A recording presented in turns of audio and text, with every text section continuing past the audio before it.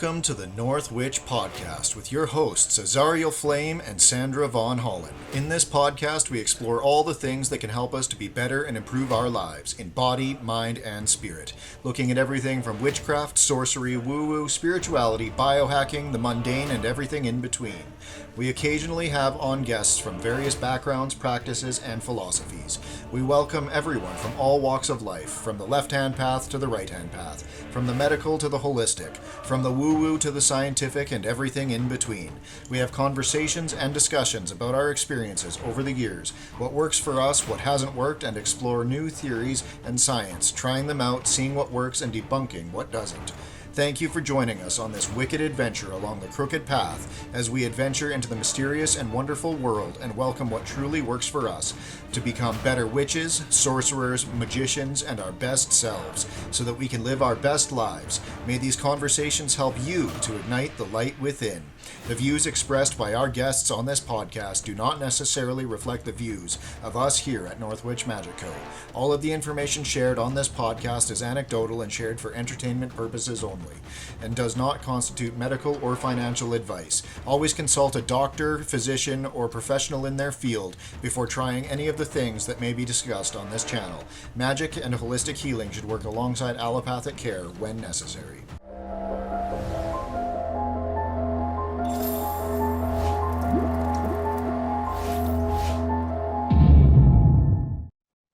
Hi, everybody, and welcome back to another exciting episode of the Northwich Podcast. On today's episode, we have Alison Chicosky back from Practical Occult, and she has written a lovely little pamphlet with Hadean Press called The Secrets of Helios.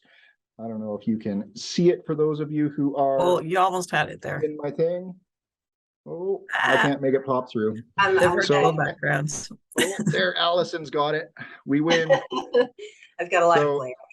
This is a lovely little pamphlet on a spell from late antiquity that is in the Greek magical papyri, and it's one of the first times that it's really been broken down and brought to public light, other than in the Hans Dieter Betz version of the Greek magical papyri. So how is it going today, Alison? Great to be here. Awesome. So I guess the first thing is it's entitled The Secrets of Helios. And so I put up some questions in our Patreon and stuff, and people were asking, who is Helios and why is it important for this spell? So I thought that might be an interesting place to start, and why, that is part of the Greek magical papyri.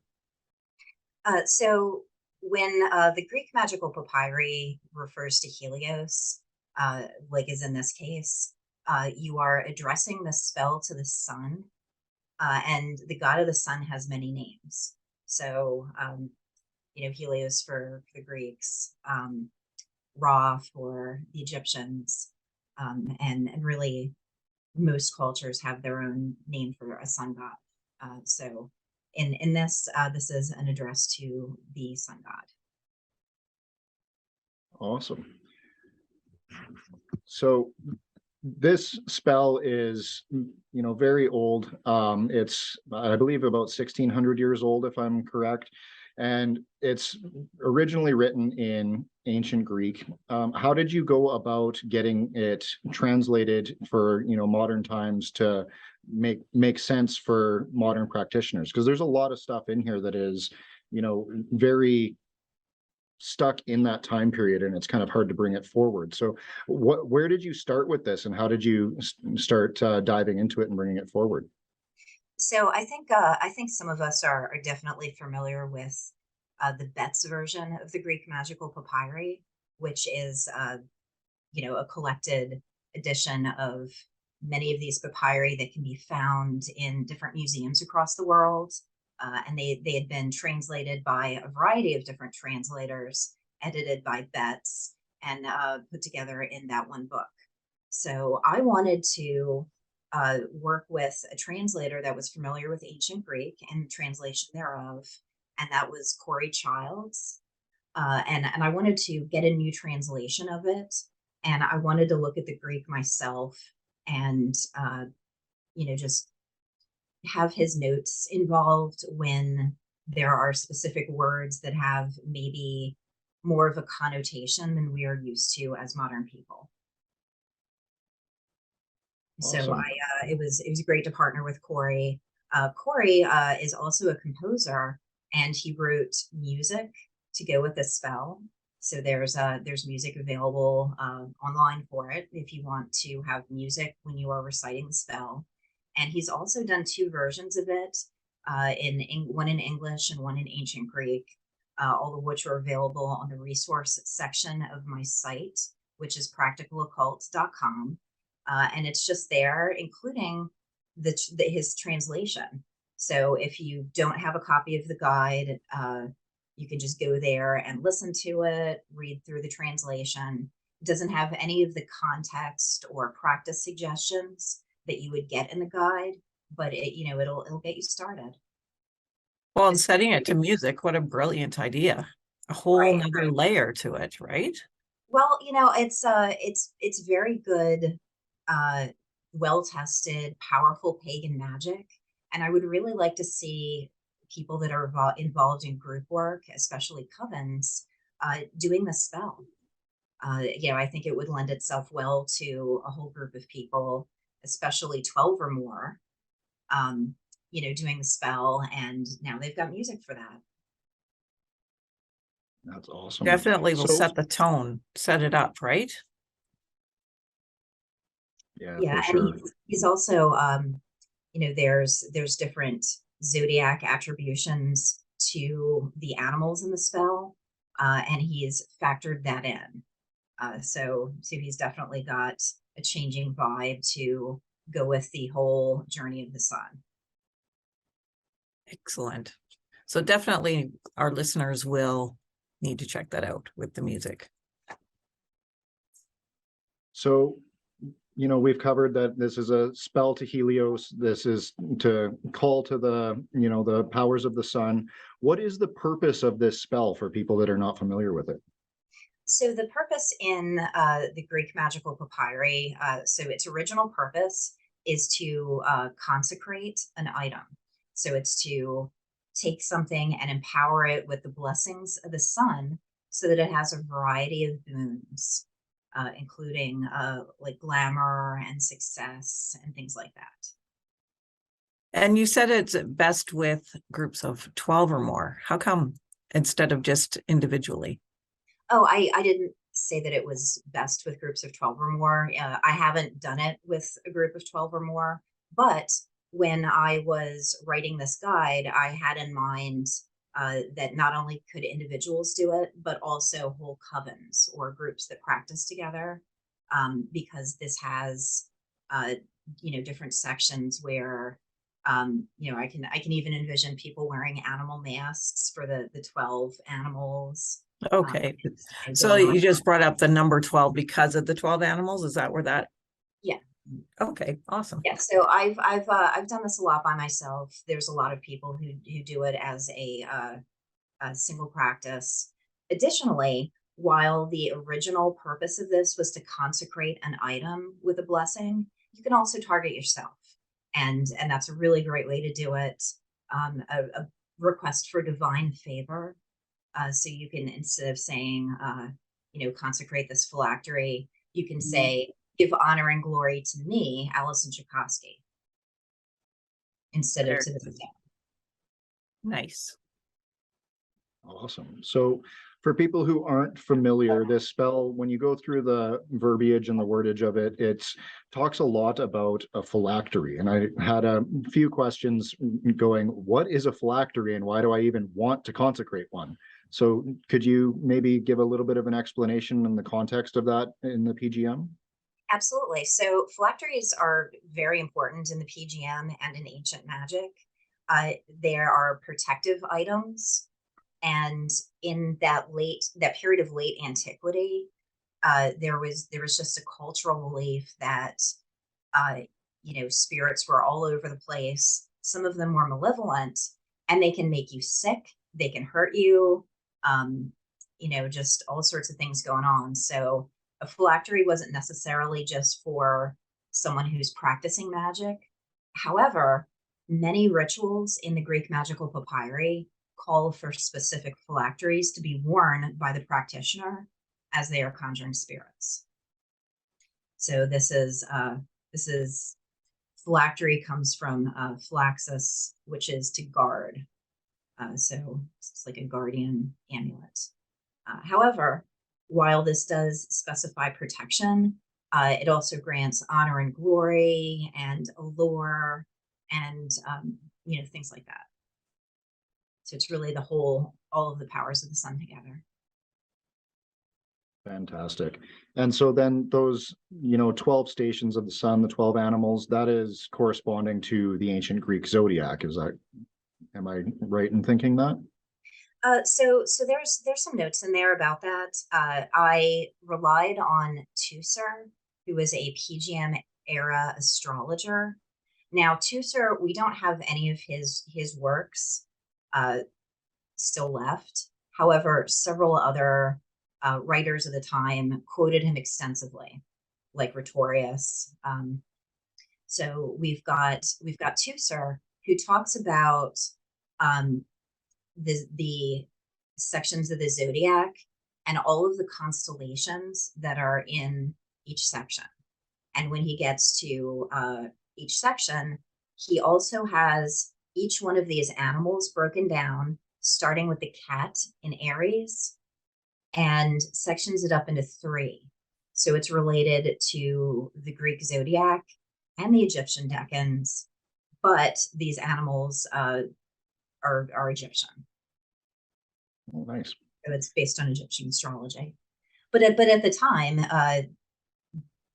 it's the imperial era of Egypt. So it was written in Greek because the Greeks had moved in and said, okay, Egypt's ours now.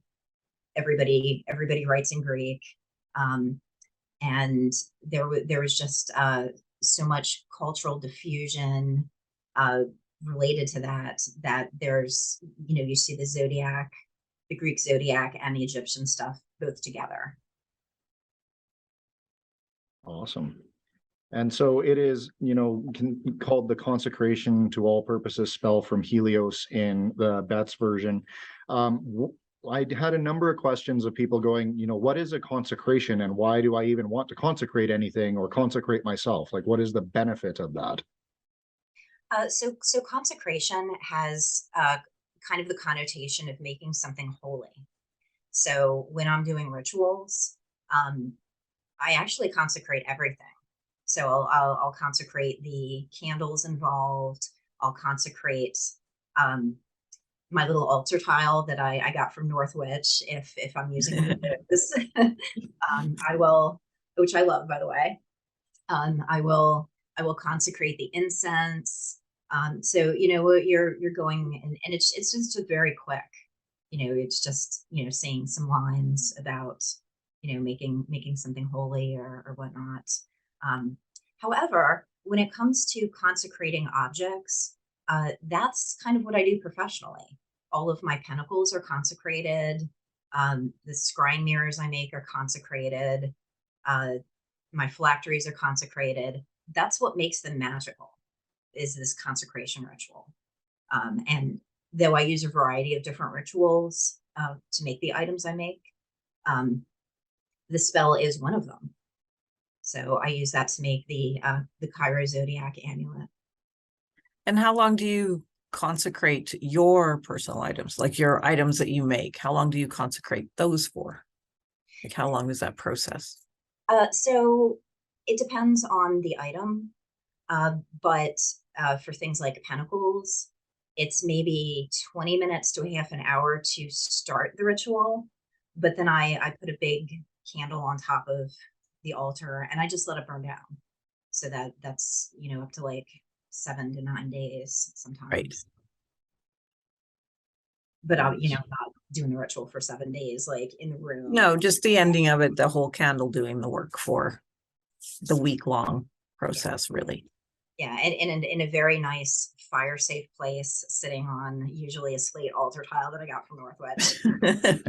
Exactly. We always have to disclaim how we burn the candles, right? And always safely.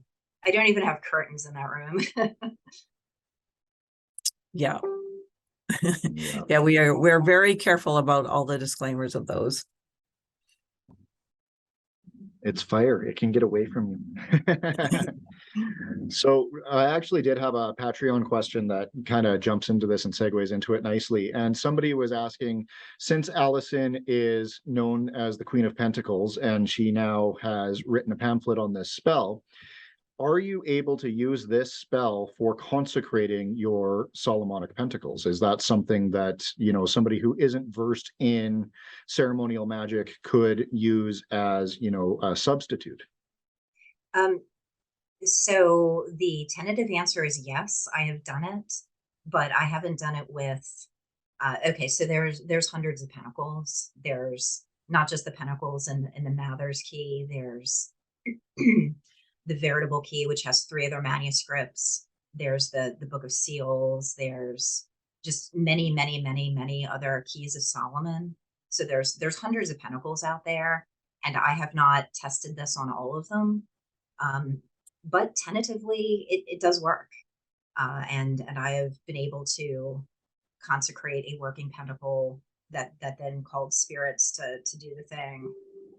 So I'd love to see more people, especially folks who have this guide, just trying new things with it and reporting back, because that's what I think is one of the great benefits of living in this time of connectivity.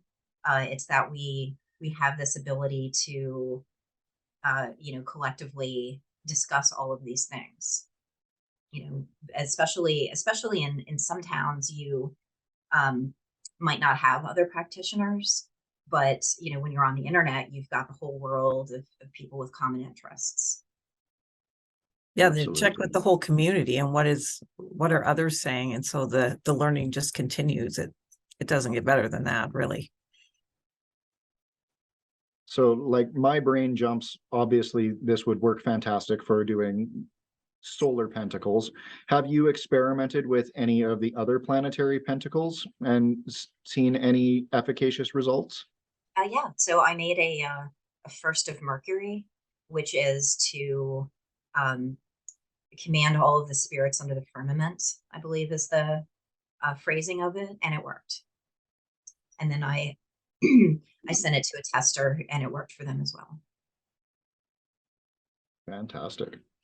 Now, when you start looking through the wording in the translation here, it's, you know, a lot of people are really daunted by it because you have all of this beautiful wording. Like in the beginning, you have, you know, I call upon you, the greatest God, everlasting Lord, master of the cosmos, who is over the cosmos and under the cosmos. And it's like this beautiful poetry that's coming out. And then they read that and they're like, oh yeah, I can totally do this. And then they carry on and they get to this next part, which is like, oh my God, now what do I do here? You know, I call upon you, the great one in heaven, Lankuk, Akeren, Baal, Mistrin, Marta Mathath, Lailam. And there's this whole string of these barbarous words. And that's just really, really, really daunting to some people. Have you found that? That's me. You know, I'm the some people. have you found that the pronunciation needs to be, you know, exactly in ancient Greek for this to work? Or is it something that you feel the spirits, they, you know, they give you gold stars for trying, at least, you know what I mean? So that's a multi-tiered answer. The first thing I want to say is that I knew that people would be daunted by that. So in the booklet itself, that's why the appendix is in Greek. So if you know how to pronounce Greek, figure it out from there. But I made I did work with Corey to have those translations made. And additionally, the resource page of the Secrets of Helios on my site has all of the barbarous names written in the International Phonetic Alphabet. And there's a little option and a link where you can click and paste, and you can hear the words spoken to you by computer voice. Oh, So awesome. if you just want to hear like a specific word, you can do that. If you want to listen to the whole spell, you can also do that. Now, that said, I've gotten better over time at pronouncing these, and I've been practicing for years. So I probably did not have the best pronunciation when I started, but I felt like I still got results. And I was thinking the other day about one of those foreign shows where it's like Got Talent. People come on and they're singing, and people are judging them. And I saw a clip of one at one point where this person was definitely not an English speaker, but had picked an English language song. And I can't remember which one it was, but it was very famous. And you could tell what song it was, but none of the words were English, as in it wasn't even in their language. They were just kind of garbling it. But you knew what it was because the cadence of the song. So it's kind of like that, where I think they can still hear you even if you're not doing it perfectly. And the spirits definitely appreciate that we're trying and that we want to work with them. So just start, do it messy. Yeah, just start, do it messy, get better. Nice. And that's a really good key to absolutely go to your website. Then not just get the pamphlet and carry on your way and be daunted by it all, but definitely use them in unison to go to your website and use those voice prompts. Yeah, I mean, this was, I mean, please use it. Like, this was a ton of work. Corey put a lot of work into this music, and working on the IPA and all of these resources, and then coding them in the website and things like that. So definitely want people to use it and not struggle. Excellent. So now you've obviously been experimenting with this, as have I, for quite a while now, on using it as like a self-empowerment spell, or like an initiation to the sun, so to speak. What sort of results have you seen, or have people that you've collaborated with seen using this spell, as a self-empowerment, to draw these boons of the sun into yourself? Well, so for me, I've got as a professional practitioner of magic, I'm just surrounded by magic. So I've got not just the personal things that I've made for myself, but I've got all of my inventory that's consecrated. So things are always swirling around me, and opportunities and success are pretty common. But one of the things that I thought was really interesting is Corey, when he was recording this, he felt very profoundly affected by the spell, especially with reciting it over and over.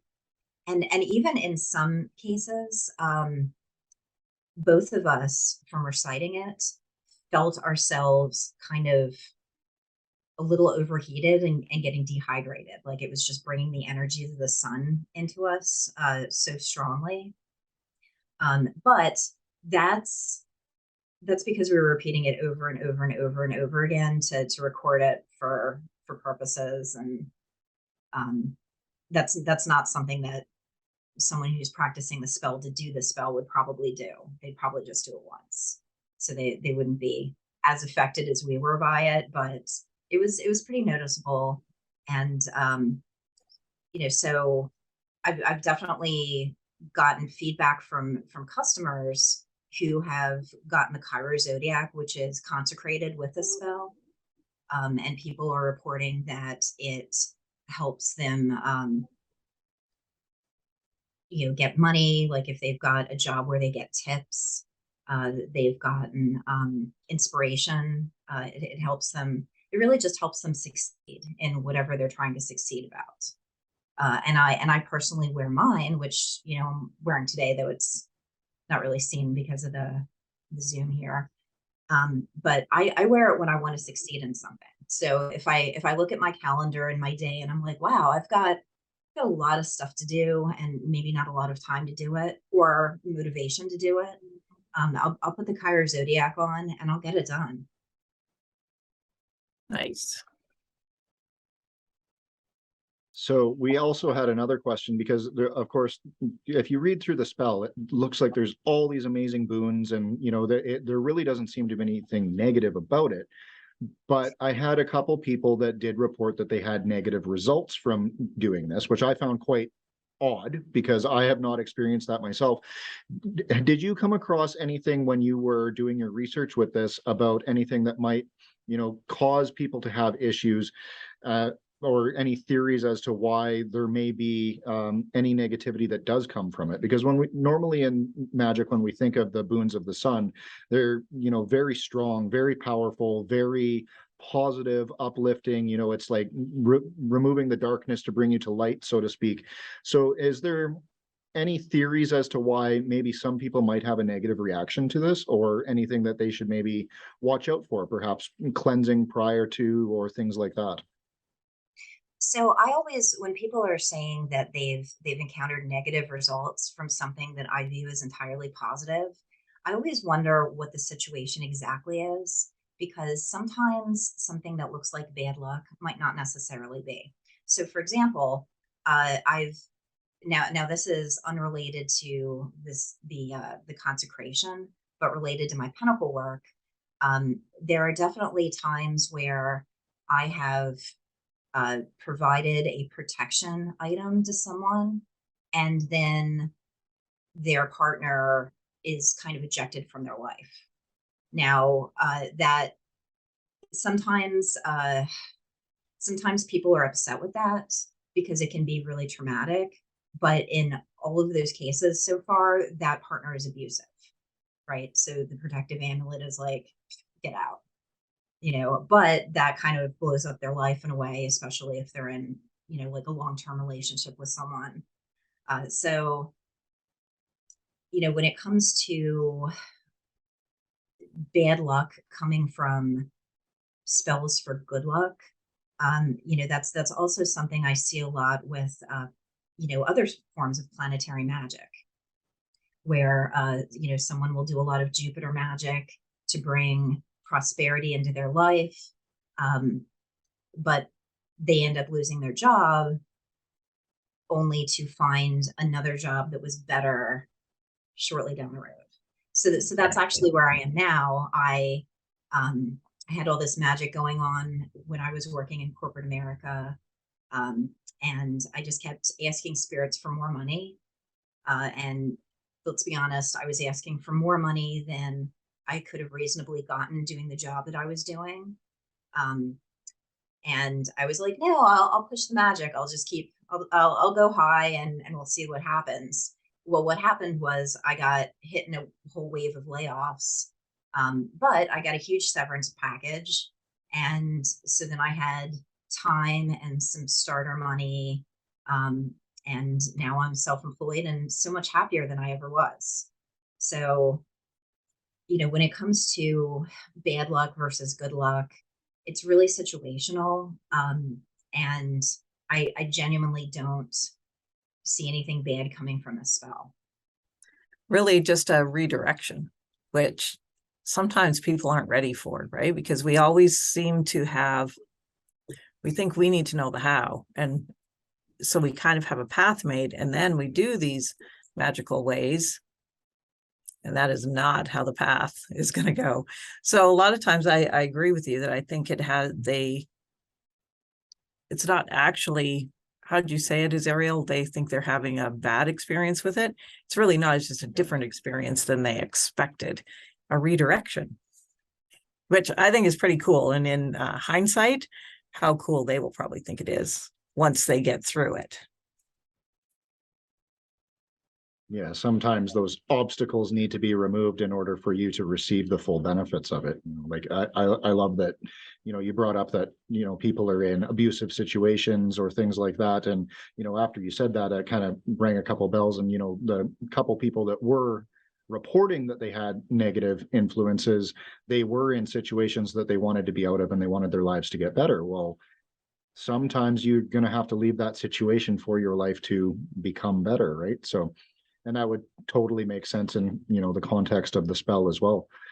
You are invoking some pretty powerful forces that, can literally move the cosmos. Exactly. And also the sun has a road opening component to it also. I know we usually think of mercurial magic for that, but solar magic works well. Absolutely. So what was your favorite part and favorite thing that you learned about this spell in your scholarly research that, you kind of had an aha moment that, kind of made it make more sense to you, or, made you find a way to implement this into your daily life a little bit more? Because obviously it's not written to be a self-empowerment spell. When you first look at it, it does not appear to be that. So what aha moments did you have along the way that made you go, this is really actually a super badass spell? I got amazing results with it the first time I tried it. So right off the bat, I was like, wow, this is great. And the reason why I tried that spell, my first time trying it was targeting a friend that I was doing spell work for. And I was very, very well versed in planetary magic at the time. So usually that was my go-to, where someone would say, hey, I'm having problems with my job. Okay, Jupiter. Hey, I'm having problems with my love life. Okay, Venus. But this particular person had so many problems in so many areas. I was like, wow, this is going to be multiple days of planetary magic if I try to handle it that way. Then I was like, oh, well, there's this solar spell and it's got all of these different boons, and let's see how that works. So it actually did hit all of the different areas that I needed to hit in that case. And it worked fast. I mean, it worked in under 24 hours, which is another boon of the sun is it's a daily cycle, right?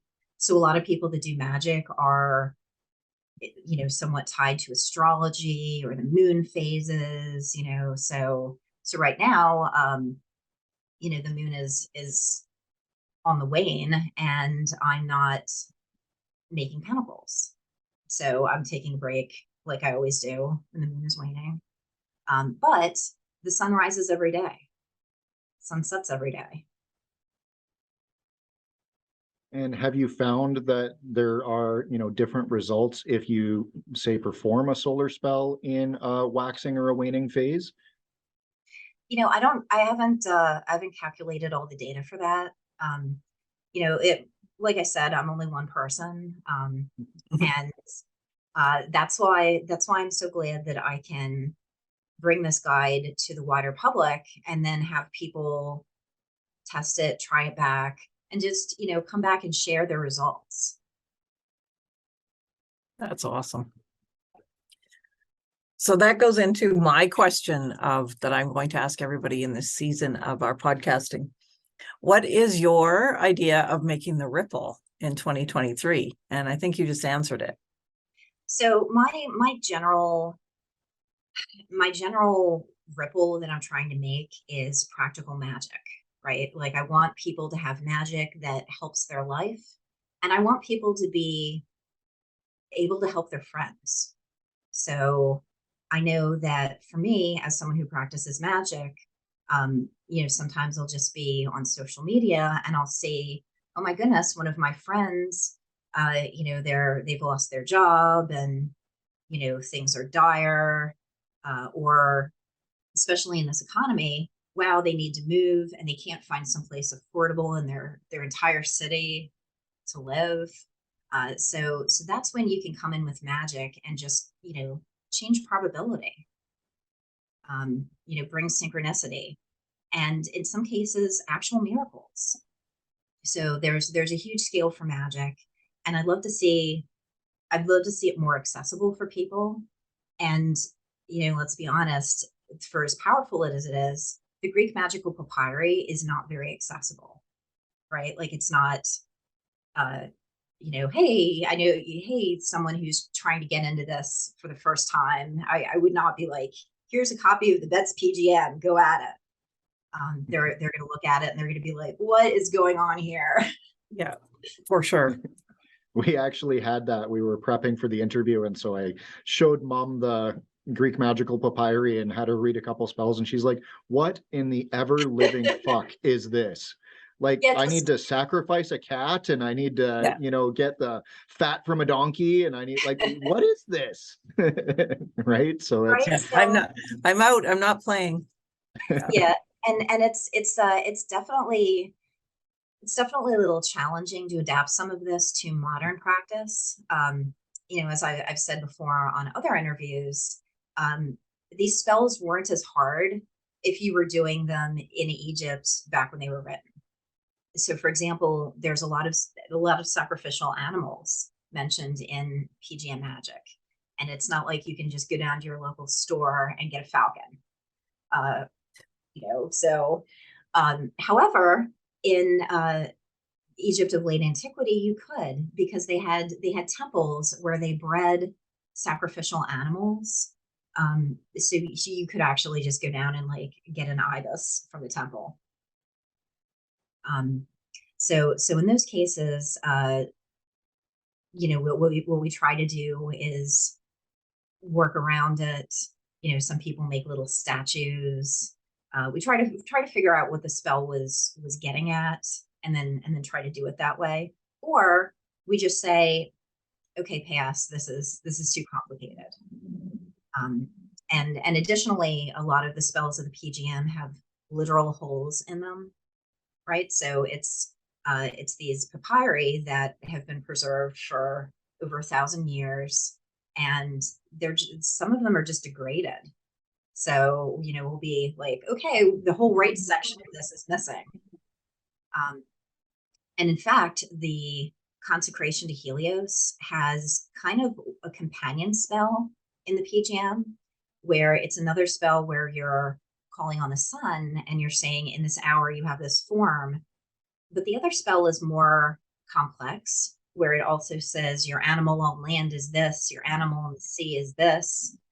You know, here's some other stuff related to you. So there's a lot of correspondences in there, and it would be a gold mine if it wasn't full of holes. So that other spell is less usable than this one. yeah, for sure. And if you look at it, you know, like it's got the gemstone for this one, but then it's missing for that one. And then it's absolutely just destroyed.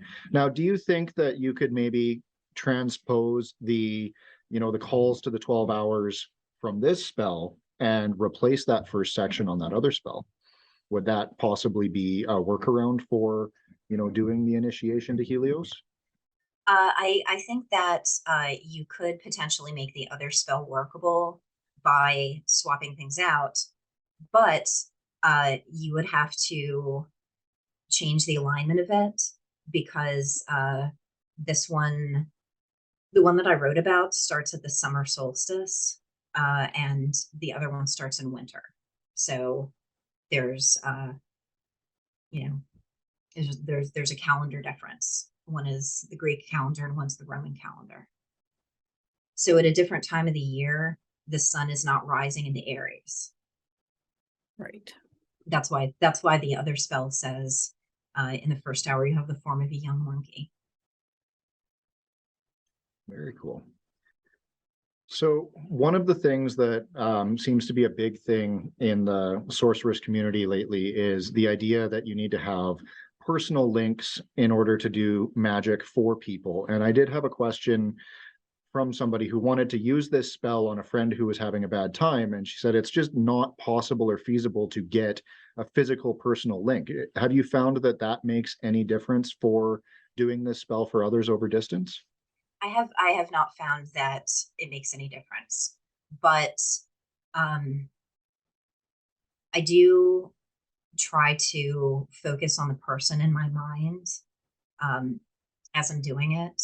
So I'm usually doing it for people that I already know. You know, this isn't a spell that I will do for someone else as a service. So I'm not doing it for strangers. So you already have the link to them. Right, and that link is like my memory of their voice and their face and their energy, because I know them. Yeah. That makes total sense. So do you have any tips or tricks or secrets for people to kind of use this and work this into their practice? Like, is it something that should be done, once as an initiation is enough, and then, you can just do this for, consecrating whatever you want to consecrate? Or is there like, kind of a best practices for where you would want to use this in your practice? So this spell is really flexible. It works really well as a daily practice. The sun rises every day. You might as well also. It works really well to consecrate an item. Also, in the booklet, I talk about other things I've done where I consecrated like a little spirit box. And then because I had just called the sun god, I was like, hey, send me a familiar for this spirit box. So, you can use it to acquire a familiar, a solar familiar that way. So it's really flexible, and I encourage people to just, play around with it. I'm excited to see your feedback, like you say, from others that are going to use it and kind of build the community around it to see what else is going to come from it. That's quite exciting. Yeah, and on Facebook, we've got a group called the PGM Study and Practice Group, and there's already a thread about that with hundreds of comments, because I did that like a year before I published this guide, at least. Like I just put it out to the community that already knew the PGM, and I was like, hey, I've been doing this. You guys want to try it and see how that works out for you? Awesome.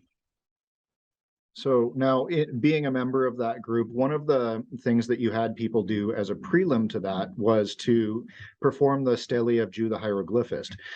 Do you find that that is necessary now that you've been experimenting with this for so long? Or is that like, where would you want to include that and where wouldn't you? So when I originally posted about it, I included the preliminary opener to the Stalia of Jew, which is subject to me all diamonds. It's that, that little section there. And I don't feel that needs to be included. I did for the initial test, but I often just run with the spell by itself. Fantastic. And you had kind of the idea of, you wanted to put in like an ultimatum at the end of it in your initial experiments with, don't let the sun rise tomorrow unless I also rise in power, or something along those lines. Have you found that makes a difference, or can they literally just do it, as written, and they get the same effects in the same timely manner, I should say?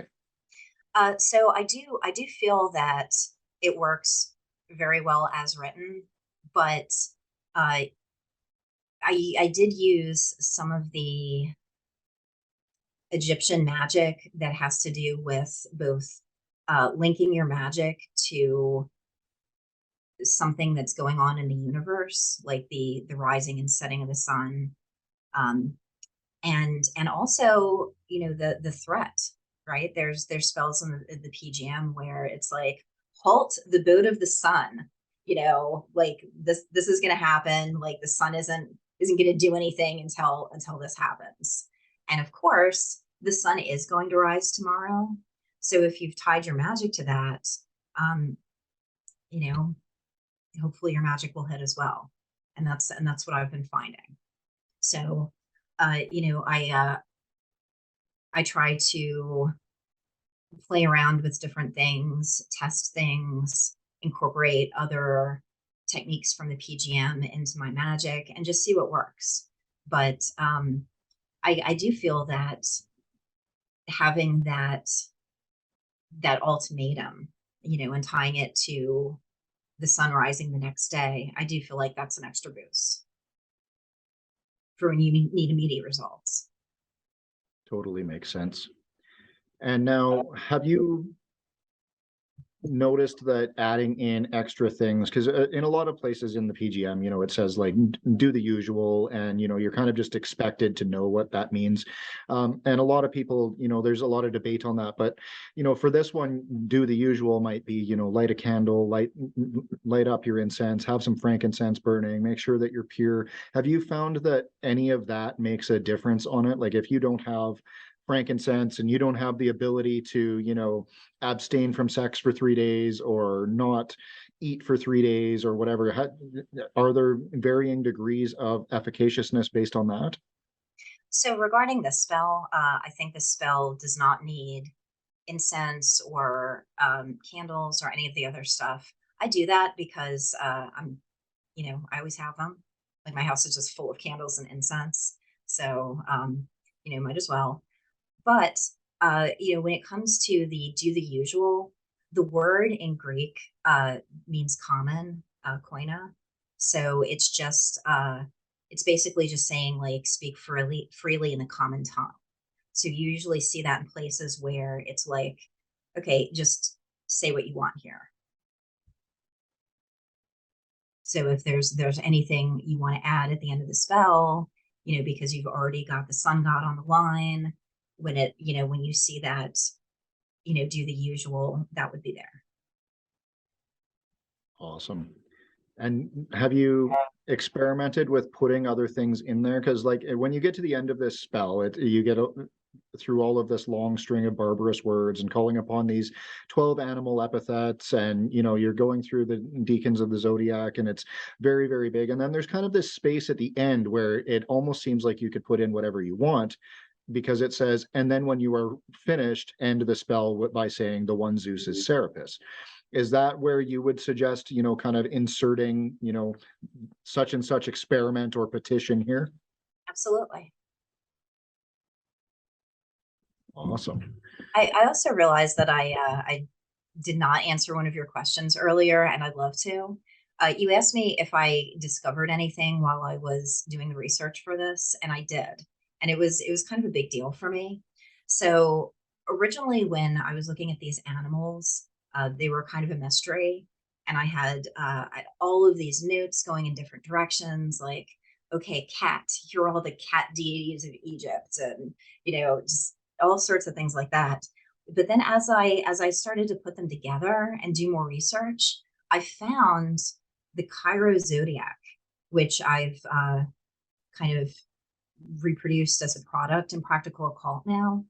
But the Cairo Zodiac, which is also on the cover of the Secrets of Helios guide, includes those 12 animals that Tusser calls the Dodecaoros, and another layer where they're related to the Zodiac. So when I found that artifact, I was like, oh my goodness, this is astrological. You know, and then once I knew where to look, that's when I found Tusser. So that was kind of what put it all together, was art history. And I think that art history and motifs that you see in, you know, ancient Greek and Egyptian art are really going to help us unlock some of these puzzles. That's super cool, actually. I was just Totally thinking about makes Danny sense. with that. She will love that link.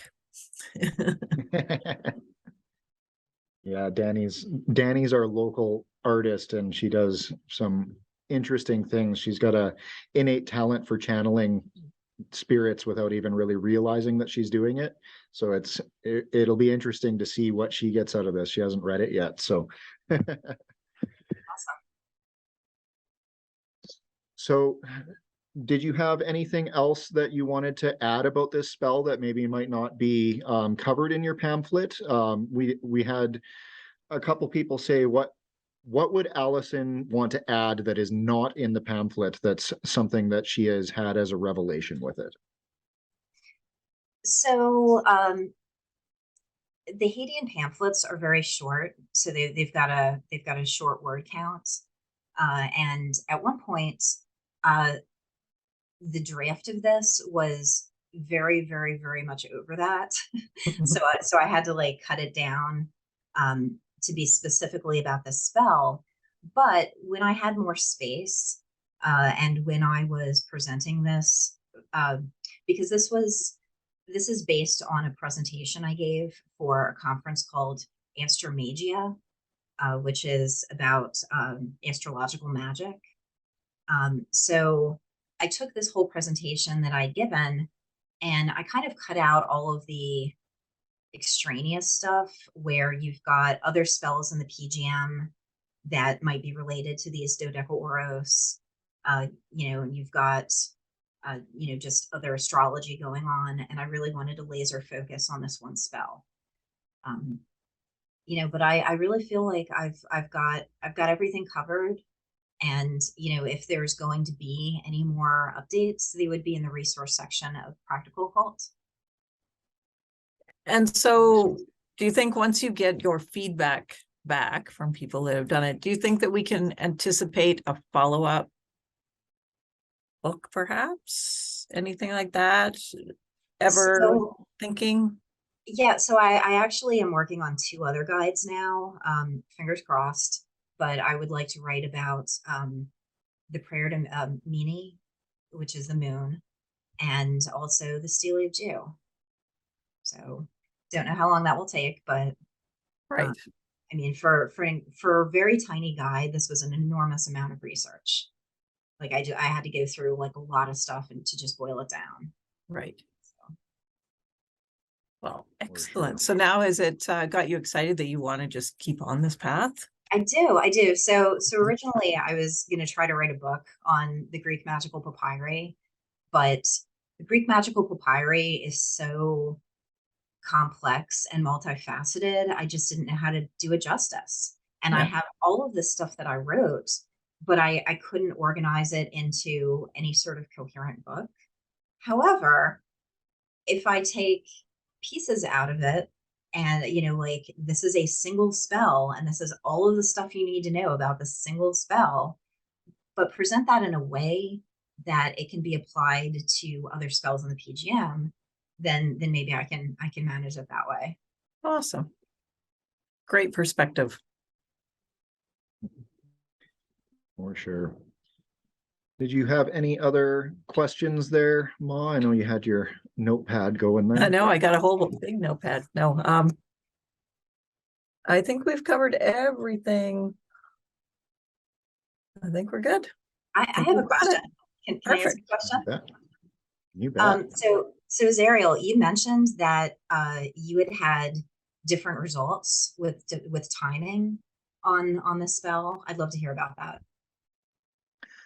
Yeah, so interestingly enough, I have had different results based on the moon phase myself, and I have also had different results based on whether this is done in the day or in the night, which is I found quite interesting, because if you look at the 12 hours, they actually are the 24 hours in some of the different spells, which I thought was interesting. So I started experimenting with it just based on, like, if we're in this zodiac sign with the moon, does it make a difference? If we're in, this moon phase, does it make a difference? And what I've found is that if I have done this spell on certain phylacteries or whatever, and it's, let's say the moon is in Aries, and I do it at night when the moon is risen, I have found that it will have more of that Aries energy that does come through, which was surprising to me, because I didn't expect that with a solar spell, because you would expect that you would just, you would get the boons of the sun out of it.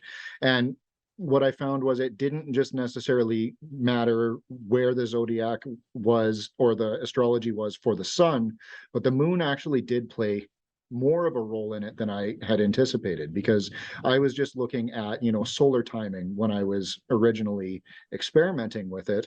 And then I was getting really, really good results, especially when I did it. The best result I had was when I did it at the summer solstice, and we were in the proper sign and everything for that. And I thought that was really, really cool. So then that's when I started playing with moon phases, and I thought it was very interesting. And what I found was, for protective phylacteries, they tended to work better if it was done on a new moon, rather than if I did it around any of the other phases, which was interesting to me. And if we look at some of the Hadean spells and stuff in the PGM, we kind of see that seems to be a little bit of a theme, that whenever she is called for protection, it's either on the waning moon or it's on a new moon. So I kind of started playing with the Hecate Helios relationship a bit, using that for why the moon was going. And that was, I'm still experimenting. I'm still,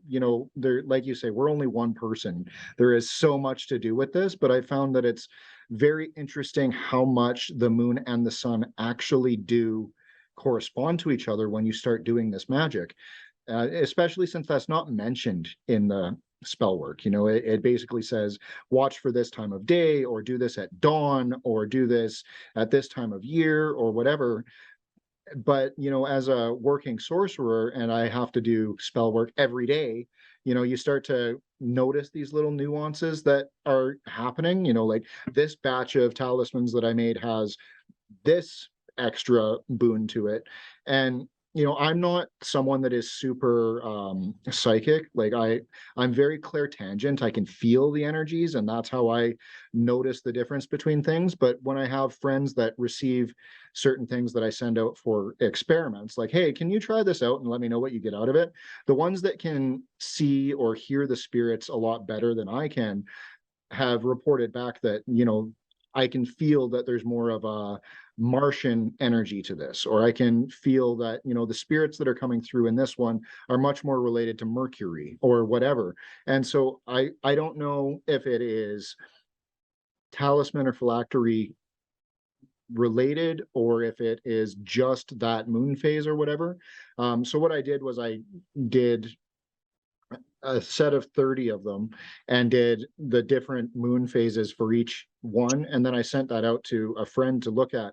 And they said that there was actually a difference in the spirits that came through in every single one of them, which was, like, I'm not that psychic. I can't just go, all right, talk to me now, spirits, what's going on here? So I have to rely on those people. But I've had really interesting feedback on that. And, all of them have been very positive. You're getting the good boons, the good luck, all of that comes from this spell.